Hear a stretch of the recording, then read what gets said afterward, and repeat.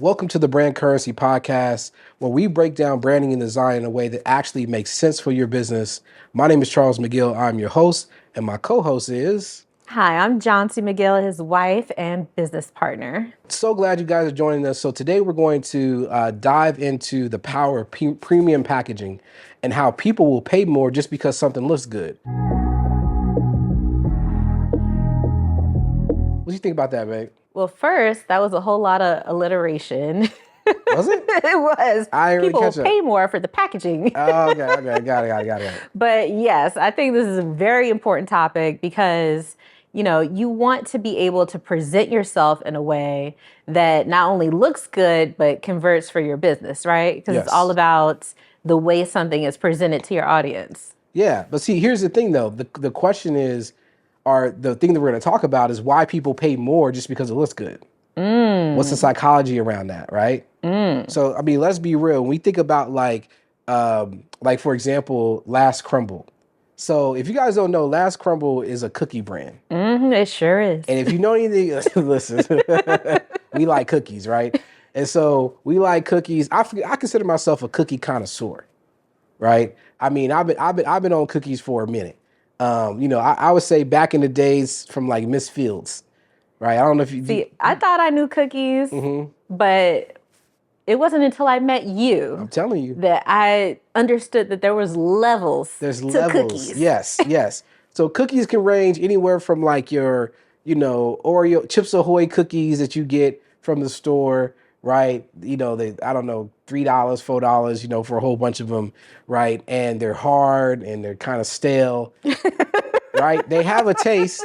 And They then are hard. I don't mess with those cookies. So then you can do like your homemade cookies, your Pillsbury or Nestle or whatever. You scoop it out, you can bake it. That has its own flavor as well, right? And then you can actually get like a bakery, right? Somebody who actually knows what they're doing and can bake you some cookies. And there's so many varieties of that. One of the best that I was growing up when I was younger was Miss Fields, when they used to bake them, right? When they used to actually have a storefront and they would bake them. Those was slamming, right? See, I thought I knew cookies because there was a spot. See, I'm from New York. Okay. So I grew up in New York. Yep. And there was a spot in downtown Manhattan called the Gourmet Garage. There you go. And they had these giant cookies Okay.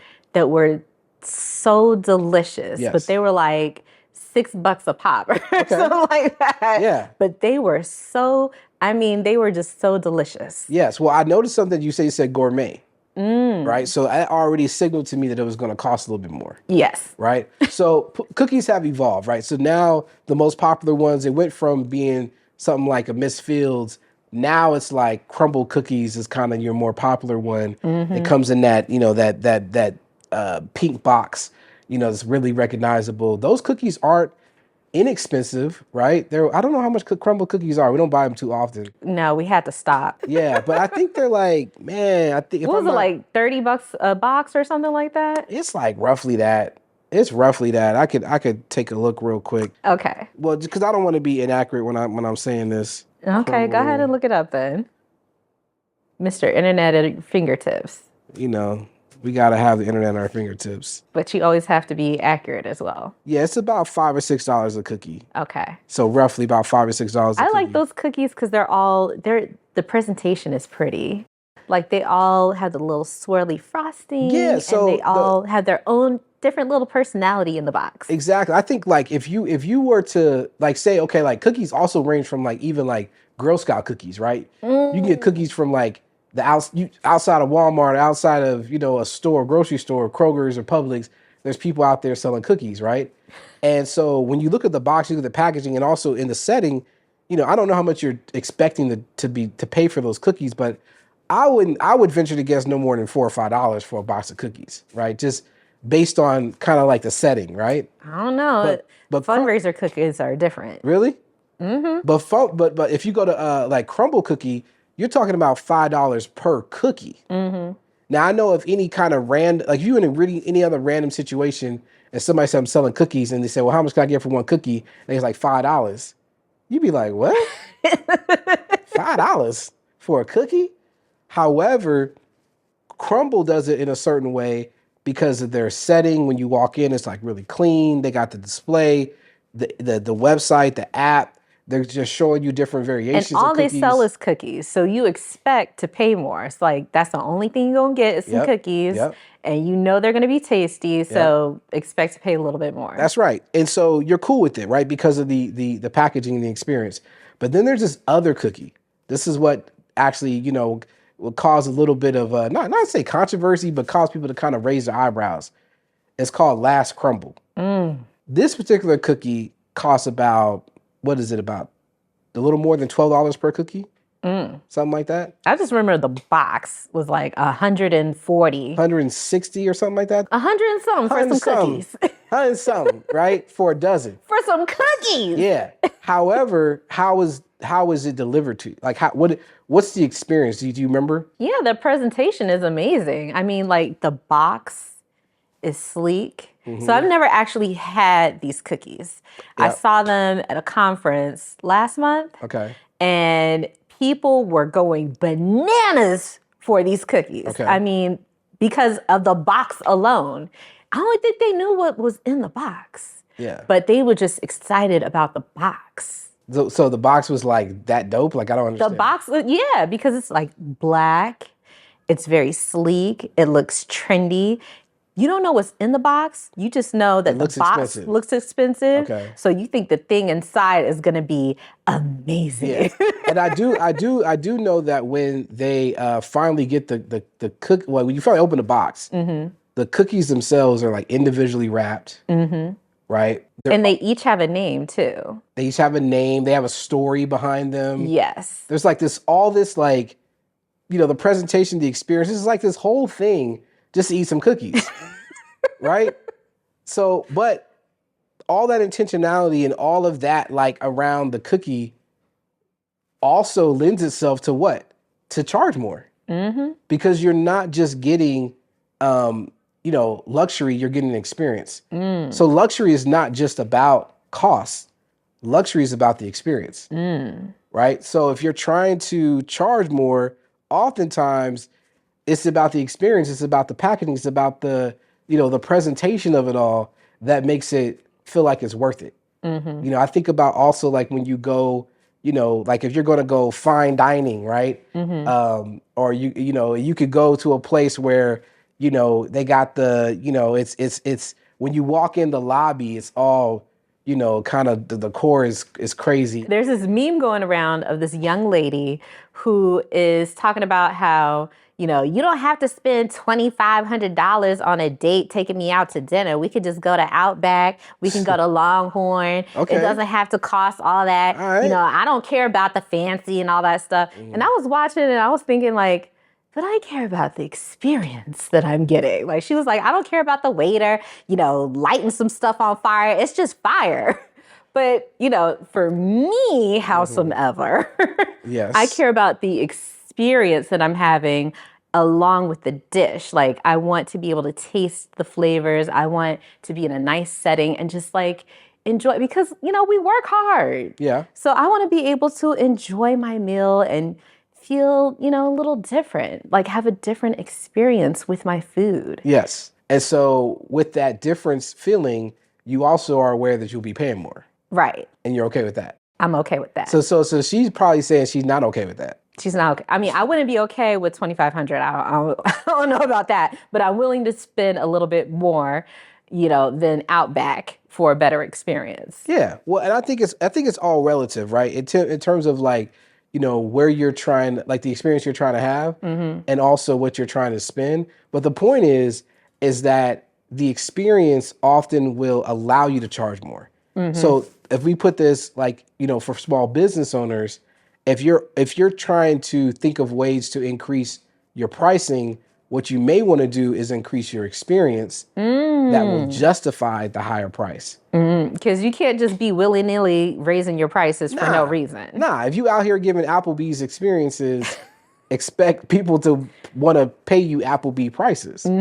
But if you're giving an experience of a fine dining restaurant, that's upper scale, you're getting, instead of you getting some cookies from the lady at the church, versus, you going to Last Crumbl, what's got the crazy box and the individually wrapped, those experiences are going to often determine the price that you're going to pay.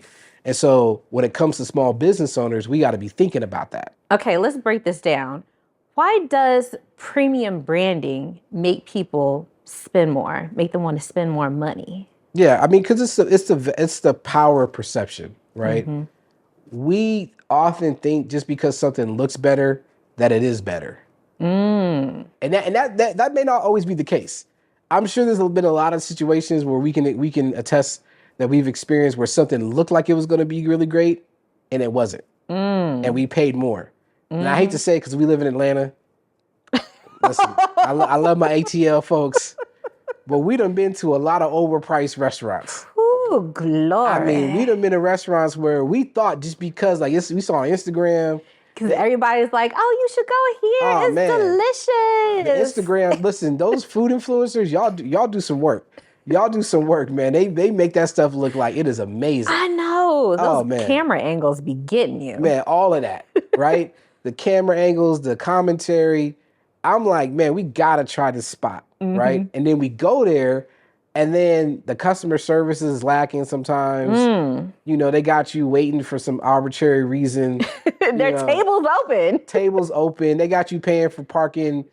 For ridiculous amounts of money. Like it's Please validate the parking. It's a whole lot of like the experience is not given, right? I mean, like what you think you were going to get. And then at the end of the meal, you get hit with that bill. Man, listen.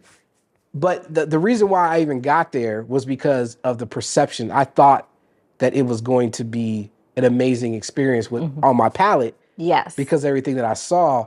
But there's one restaurant, I won't say the name, but I told you there was a brunch spot. And we, just for you, me, and the boys, our two boys, I walked away spending $200.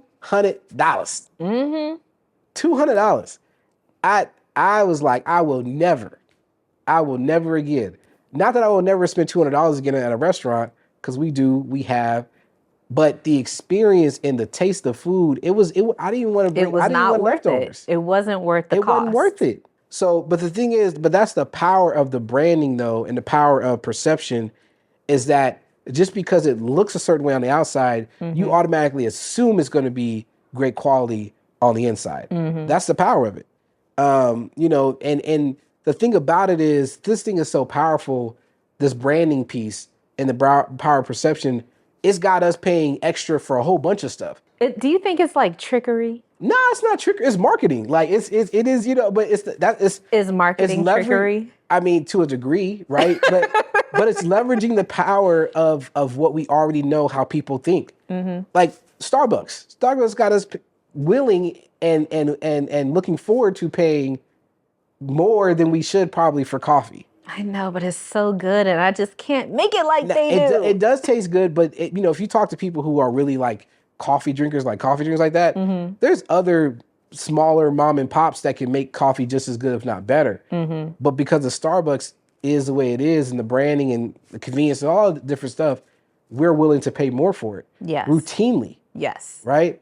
I think I heard somewhere that like the average lifetime value of a Starbucks drinker is like, it's thousands of dollars. I forgot. Can imagine. It's like, I think it was like 9,000. It was something ridiculous. Like basically, like they know that once you start, you're not gonna stop. Right? The likelihood of you. Do you think consistency is a luxury?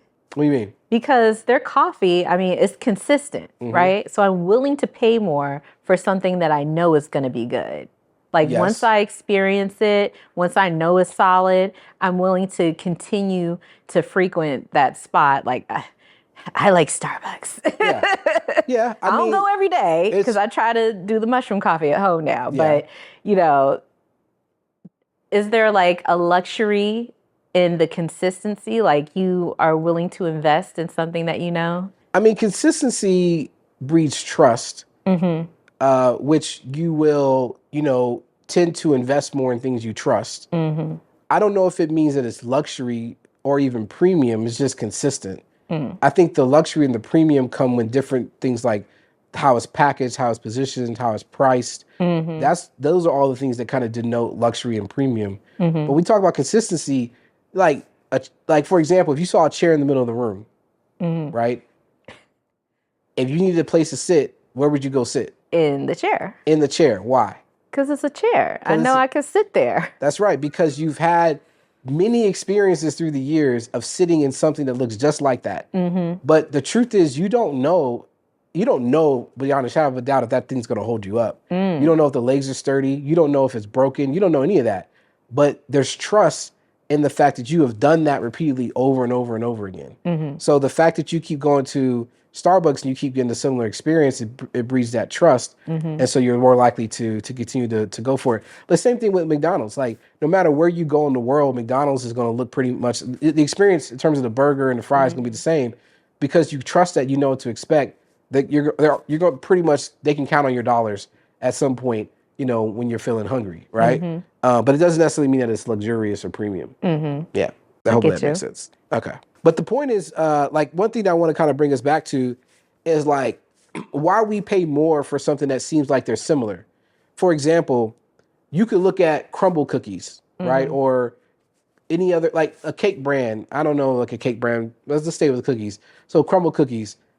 If you saw Crumbl cookies, right, and they had a certain cookie, and then you went to Publix or Kroger's, let's say Kroger's, and they had the same cookie, would you expect to pay more or less for the Kroger cookie than a Crumbl cookie? Less. Why? Because it's Kroger. That's like, that's where you go when you want, good stuff at a great price. That's right. You expect to pay less because of how it's presented. Right. Likely it's not going to come in no big pink box. Right. Likely it's not going to have the whole experience. And Kroger cookies aren't that expensive. They're, I mean, you get a box for what, like $3 or $4? What I'm saying is, even if they tried to make something that looked like Crumbles, you would likely perceive it as lesser value. I would say Kroger done lost their mind with this cookie. Yeah, and they were trying to charge you, exactly, right? So think about that when it comes to your, like, small business, right? People don't often think about that. Like, even like electronics, like we think about like Apple, right? Or headphones. Like, I remember I went through this experience with headphones. Remember, I was trying all these different headphones because I was like, I'm paying like $200 for these headphones, and there's other headphones out there that are much cheaper that have like a very similar design. And I'm like, is it really that different? And I never was willing to try it because I consider myself a premium person, so everything I get, I try to get premium, right? But also not understanding that sometimes premium doesn't necessarily mean that it's better. It just means that it's packaged better, right? And it costs more. Right? So, but I remember I tried some different headphones, and I found that some of the cheaper ones were not that bad, right? They weren't that bad. Like they were decent enough for me to use them. But I'll tell you what, full transparency. You know the reason why I don't rock the cheaper ones? Why? Think about me. Come on. Why would I? You don't want to be seen out. There it is. Oh, that's it. The vanity of it all. Listen, hey, that's how premium works, though, and packaging works, because it's not just about the value perception of what you think you're going to pay for it. It's also the perception of value that others have when they see you.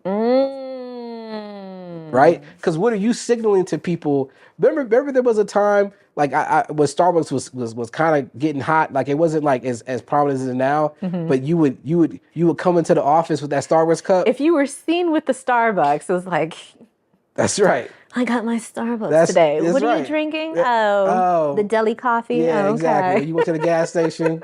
Oh, that's I'm sorry. Quick trip coffee. That's right. Right. But that Starbucks signaled to people that you had a little bit of money, right? And you was willing to spend it, right? I mean, it's like that with a lot of different things, right? We think about, like, the clothes we wear, right? The shoes we wear, right? Every kind of thing. The car we drive. Let's talk about it. Can we be real for a second? Be real with it. Can we be real for a second, babe? I mean, that's what we're here for. Right? We're here to be real with it. What kind of car we got? We got a Toyota Sienna that I love. It is the XLE model, right? Right. So it's got the leather and the wood. It feels luxurious on the inside. Smooth. And you know what? People who don't know about minivans, when they get in, they're like, oh. It's kind of nice, right? This is kind of nice. They weren't expecting it. But let's be real, because we also live in Atlanta. Okay. And sometimes we be around people that got a little money. How we feel when we roll up in our minivan? When I roll up in the minivan. I'm usually the one driving if it's all of us. How do we feel when we roll up? I mean, I don't feel any type of way to you. Yeah, you're right. Because my wife is like, she ain't really like that. She don't really feel no type of way. I don't I feel care. some type of way. I'm gonna be honest. I'll be like, dang, I be like, I feel like we getting judged, you know what I mean? But lightweight, especially because of how it is. And so there's times that I think about, man, maybe we should present ourselves differently, right? Because we have a little success. And sometimes I feel like we should have a different car to signal some of the success to other people. But then my rational brain kicks on, and I think about the fact that we almost have this car paid off, and it's been really good to us. And it And we runs don't want something flashy that might get broken into. exactly. Not only broken into, but also break down and be an expense for us, an extra expense just because we trying to look fly. See, thank you for being so conscientious with our money. Like, thank you for that. but I can't deny the power of perception and how it plays on me as well, right? That's what I'm saying. I can't deny that I know that because we may show up a certain way, and because like if we're not like having the kind of car or vehicle that represents us, that we feel represent us, it may signal to others that maybe we ain't doing as well as we are. But it works the other way too, right? It works the other way too. Whereas people will, buy things and have flashy things to signal that they're doing so well, and they really ain't. We know that about Atlanta folks too. Yeah. We've been hearing it a lot. We don't know them personally though. Let's be clear, right? But we be hearing that people be saying that that basically, they look like they got a whole lot of money, but they really don't. Perception and value, man. They go hand in hand. Speaking of value perception, here's the word from our sponsors. Your online presence may be holding you back, but we can fix that. Entrepreneurs, coaches, speakers, be honest. Are you proud of your website, or do you cringe every time someone asks you for your link? Here's the deal. You don't need to gamble on a full redesign. With Panda Commission's Divine Redesign Movement, you get a pro-level website or funnel mockup for just $100, risk-free. We're talking expert design, not run-of-the-mill templates that everyone else is using. In less than a week, you'll have a high-converting, premium look for your brand. Love it? Move forward with a full redesign. Don't walk away, no pressure. Spots are limited, and your next client is judging your website right now. Don't let bad design cost you business. Your digital breakthrough is just one redesign away. Lock in your $100 mockup today at mydivineredesign.com. Panda Commission, premium design for your business at every stage. So as a small business owner, who might be watching this, they might be thinking, that's cool and all, but I don't sell cookies. So how can people make their brand feel more premium without it breaking the bank and costing a whole lot? Yeah, that's a great question. I think that, one of the ways you can do that is through things like colors, through things like fonts, through things like your design. All of these things you can actually start to change and manipulate so that they, present differently. That's your packaging, right? So simply sometimes just like if you have your brand established, you more likely have like a primary font and a secondary font that you use for your brand, right? People, if they should have a brand guide. If you don't have a brand guide, it's the foundational like document that you use to let all designers know how to make your brand consistent. So if your brand font isn't necessarily like a premium font or a luxury font, you can update that font. And just by updating that primary font or the headline font, you can actually start to signal to people in a subtle way that you're shifting more towards premium pricing. In your design, you can go with a more minimalist design. Instead of having things be all like, cluttered and like, just like all over the place, you start to have a more minimalist design, which often gives people the feeling of luxury. If you think about like these high-end brands like Chanel and Gucci and all these other ones, if you ever go look at their stuff, it's very minimalist. And what I mean by that is it doesn't have a lot going on in terms of layer and design. There's not a lot of like cartoon imagery or, it's like really like the image or the thing and then like, white space. A lot of white space. White space, right? And then like a font that is like normally like considered like a luxury font, but also there's like clear contrast, right, between like the white background and the black letters, or the black background and the white letters, right? So those kind of things that you can do to kind of like, signal to people, just like changing up the look and feel of your website, of your graphics, of your packaging to make it seem a little more premium, right? We're actually going through this with Panda Commission. We are. Yeah, I'm we really have excited a about it. site that is kind of dated that we've actually had the new site ready for some time.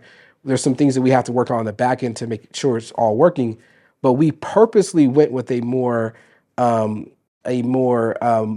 design, if you will, a more luxury font, more black and white contrast, and we kind of dialed in all the color and different things happening so that it gives a more premium look. And it's been working, right? We have been doing focus groups really with our current clients, showing them the new site to get their opinion on it, and everyone loves it. I know. And I'm really excited about it. Yeah, and everyone gets it, right, too. They're like, "Oh, I see what you're going with this. I see who you're trying to attract. I see, what is signaling." So all that intentionality works, and people can do the same thing. When it also comes to their branding, think about experiences, because once again, luxury is not just about cost, it's about experience, right? Yes. So it's not just about raising your prices to tell people you're premium. You can also include better experiences.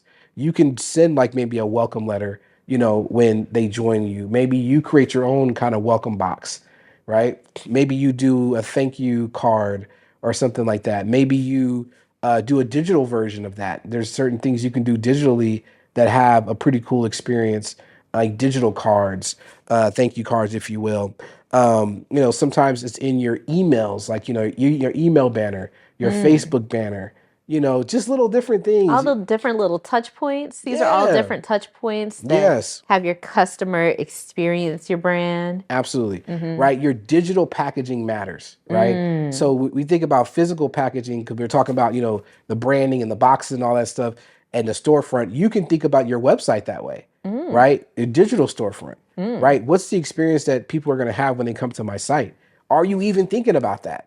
Right? Most time people are not thinking about that. They're not thinking about it that deep. They're like, "Oh, I'll just put some information out there. It's fine. It's cool. That's all you need to do." But they have to think about it. Like if I had an actual physical store, Yes. if I just throw some stuff in there, are Exactly. people going to shop there? Exactly. Are they going to look in the window Yep. and want to come into the store? Exactly. Or are they just going to walk right past it because it looks like a hot mess in there? Exactly. And that's the thing. It seems like people have an easier time understanding that in the physical, right? Because they're like, "Oh, if I had a storefront, I'd make sure it looked nice.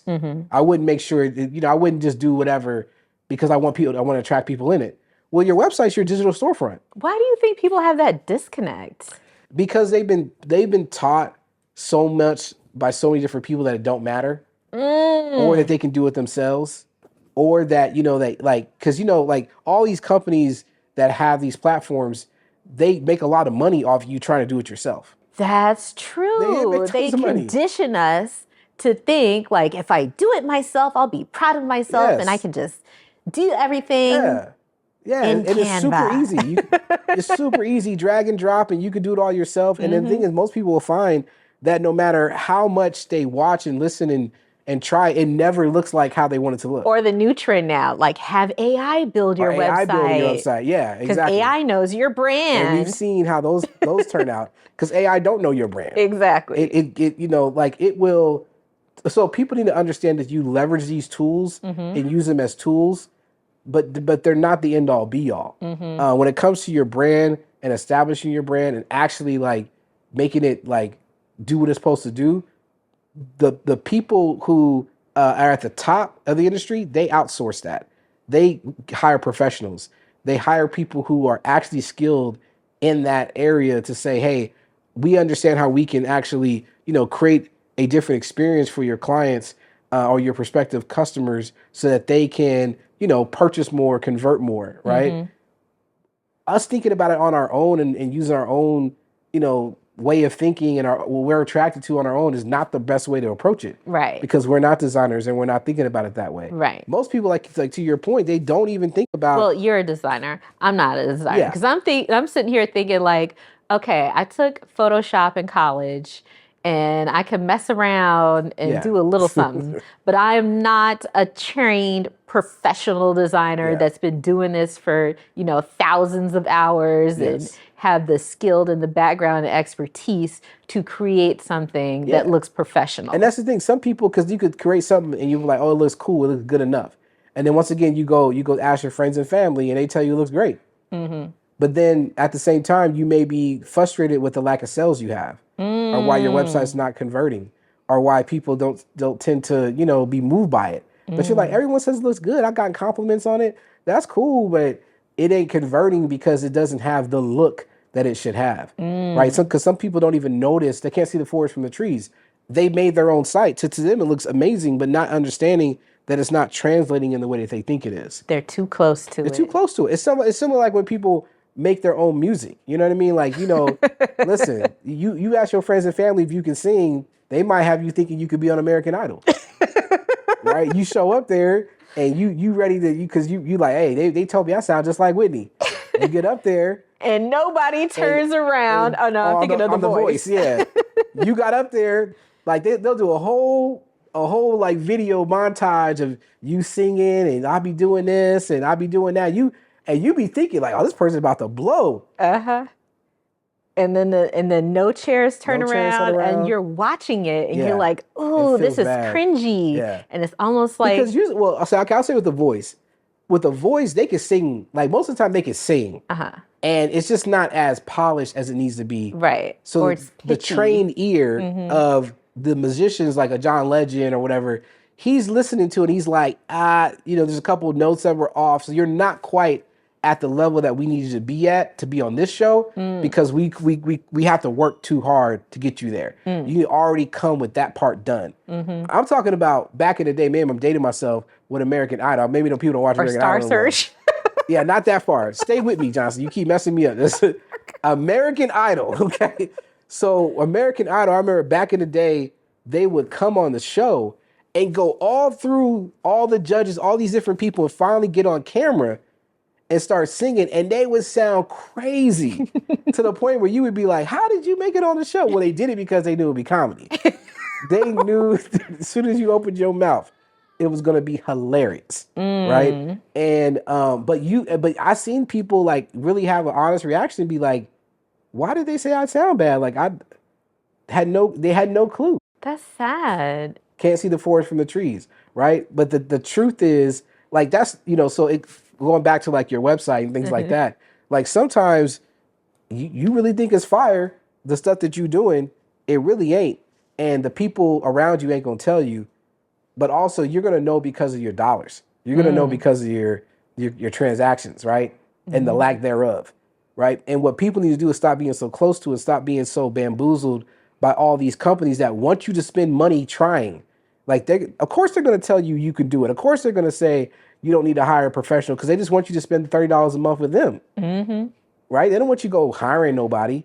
But what do we find? Like, why are we in business? Because we find that people will do that, try that, keep trying, spend hours, and realize. Because you're not only wasting like $30 a month, I mean, which is not, too crazy, but your time. It's your time that you're taking to try to do it yourself, staying up late, dragging the next day, being cranky because you didn't get enough sleep, and then, trying to do all this stuff in your business. Like that one thing, if you ain't jiggy with it, just like, don't do it. It's like, and back to the storefront analogy. If you had a storefront, would you be spending all that time doing all that yourself? Maybe you would, and maybe that's all you had. But most people would try to hire some kind of designer, some kind of store designer. I don't know who that person is, but I'm sure there's people out there that get paid to make a store look like how it's supposed to look. Yeah, merchandisers, like retail. Like when I worked in retail, people don't understand the level of planning, of product planning, placement. They, run through different scenarios. They test, where products are placed, how they're placed, the groupings. Like people really don't understand the levels of this. See, you just said all this stuff I didn't know, but I assumed that, but I didn't know to what extent. But I, just being a designer, I'm like, oh, yeah, that makes sense. That intentionality makes sense. It's similar to like I mean, think about when people try to do their own home decor, right? We be watching these shows, they be like, oh man, I'm gonna make it look just like Watching that. HGTV and be I'm gonna like, make it look just like that. No, you're not. But here's the thing. So the thing is, like, we understand the power of that premium design, that premium packaging, and sometimes we need to outsource that. Because the thing is, it does work and it plays on us all the time, right? We tend to pay more for things that look better. We're willing to pay more for things that look better as consumers. And we should understand that we have that power as business owners to also play on the power of perception so that we can, increase our value, our perceived value. Obviously, I would suggest that your perceived value match your real value, right? It really should. It should, right? Don't be fooling people out. We ain't trying to tell you to fool nobody, right? But if something you're struggling with, like you got the goods, that your stuff is quality and premium, but you're just not getting the looks that you want. Sometimes it's about your packaging that you need to change in order for you to get those types of premium prices or premium to get those premium clients. It's just the way it is. So pretty much the way your brand is presented, directly impacts the price people are willing to pay. Absolutely. Right? Perception is power. Absolutely. Yes. And also, that one thing also to kind of think about is that luxury isn't about cost, but it's about the experience. Right? So if you can provide a great experience, then you often can justify the higher cost, right? It's not just about raising your price, right? So you got to provide a good experience. And also, obviously, like you just said, the power of perception, packaging, it's not just in the physical, but we see it online as well, right? Like your branding, your website, right? Your graphics, your funnels, all these things play into how people perceive you and your value, and oftentimes can lead to higher conversions when you get that dialed in. So if you're ready to level up your packaging, whether it's your social media graphics, your funnels, your websites, hit us up at Panda Commission so we can help you make that shift and level up. Absolutely. And I also want to encourage you guys to subscribe to our channel. If you haven't subscribed yet, subscribe to our channel. Leave a comment. We'd love to hear about your brand, right? Is your brand luxury? Right? Are you going for premium? Are you struggling with that? Or is that something you've already mastered?